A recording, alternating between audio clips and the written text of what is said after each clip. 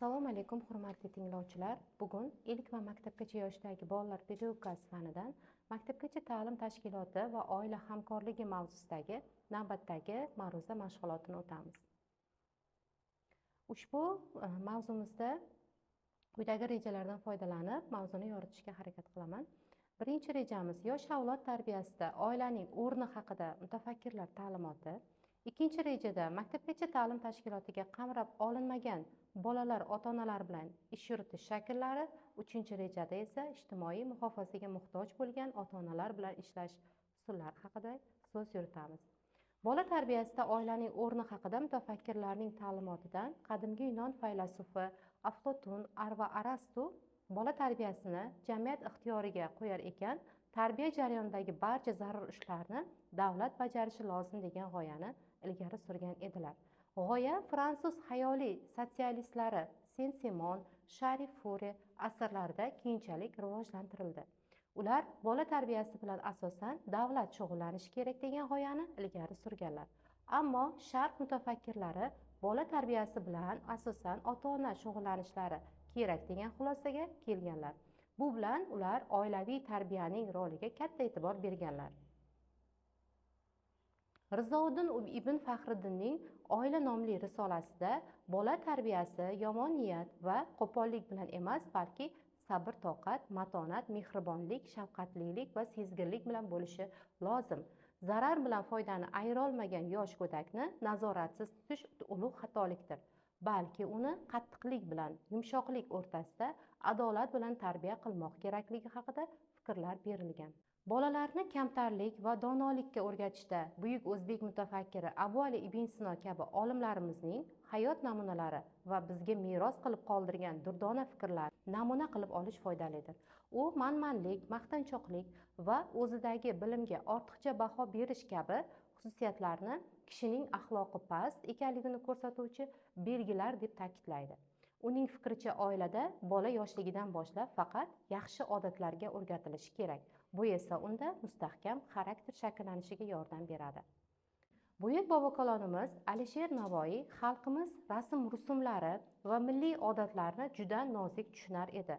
Shu sababli inson xulq-atvori, madaniyatining hatto eng oddiy masalalar ham uning diqqatidan chetda qolmadi. Alisher Navoiy tarbiyada xatolikka yo'l qo'yish mumkin emasligini uqtiradi. Haqiqatan ham bolani tarbiyalashda shunday usul uchraydiki, ular faqat oilaning hayotida emas, balki jamiyat hayotida ham aks ettiradi. Oilada bolani tarbiyalashda uchraydigan xatoliklar turli-tumandir. Ular orasida keng tarqalganlardan biri ota-onalarning haddan tashqari hukmronlikka intilishlaridir. Bolaning erka bo'lishi ularga nisbatan biror talabning yo'qligi bilan bog'liqligi va ota-ona, buvilar tomonidan tarbiyada yagona talablarning yo'qligi hisoblanadi.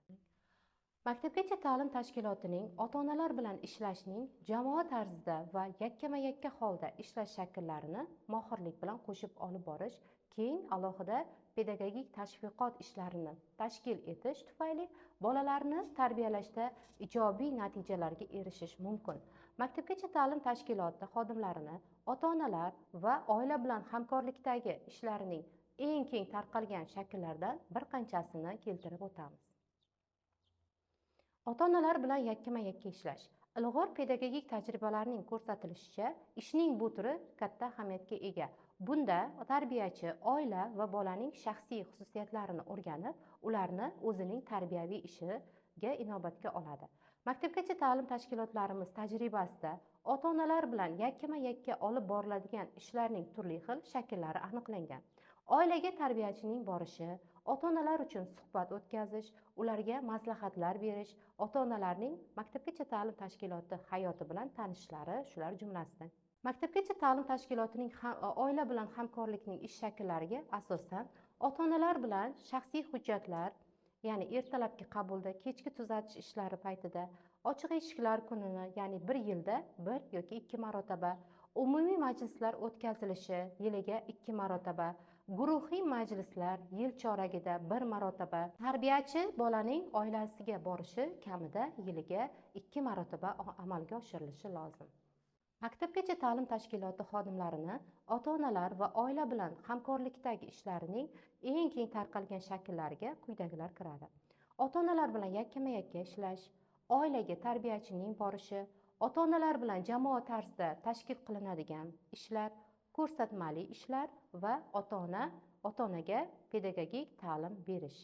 Tarbiyachi bolaning uyda ko'rganlarini qayd qilish bilan bir qatorda ularni tahlil qiladi. Ota-onalar majlislarida oilaviy tarbiyadagi ijobiy va salbiy tomonlar haqida gapiriladi. Ularga o'zining maslahatlarini beradi. Oila tarbiyasidagi ijobiy ishlarni ota-onalar uchun tashkil etilgan testlarda ham aks ettirish mumkin.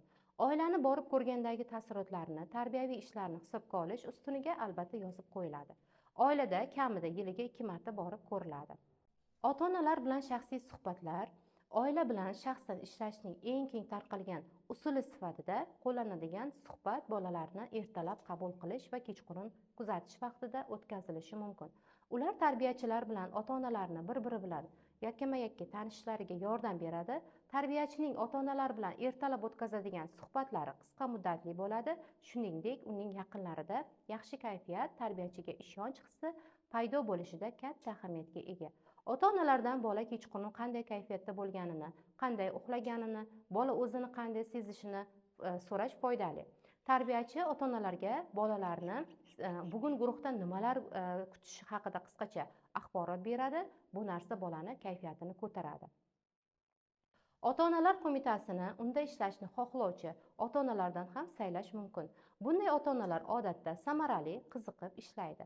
Ota-onalar qo'mitasi ota-onalarning umumiy majlisiga hisob beradi, unga avval qabul qilingan qarorlarning bajarilishi haqida hisobot beradi. Ota-onalarning umumiy majlisiga xulosa o'rnida shuni ta'kidlash joizki, Maktabgacha ta'lim tashkilotining oila bilan ishlash hamkorlik ishlarini innovatsion yondashuvlar asosida tashkil etishning o'ziga xos jihatlari bugungi kun tarbiyachisida kuchli bilim, mahorat, kasbiy kompetentlik talab qiladi. Yuqorida tavsiya etilgan metodlarni, olib boriladigan ishlarni ta'lim-tarbiya jarayonidagi innovatsion yondashuvlar asosida tatbiq etish Maktabgacha ta'lim tashkiloti tarbiyalanuvchilar hayotiy ko'nikmalarini yuzaga chiqarishga yordam beradi. Hurmatli tinglovchilar, shuning bilan ma'ruza mashg'ulotimiz yakunlandi. Biz mustaqil ta'lim uchun topshiriq sifatida Maktabgacha ta'lim tashkilotining oila bilan ishlash shakllari bo'yicha tarbiyachilar o'rtasida so'rovnoma o'tkazish va so'rovnoma natijalarini tahlil qilish topshirig'ini bajarish bo'yicha ishlarni olib borishni mustaqil ta'lim topshirig'i uchun tavsiya beramiz. E'tiboringiz uchun rahmat.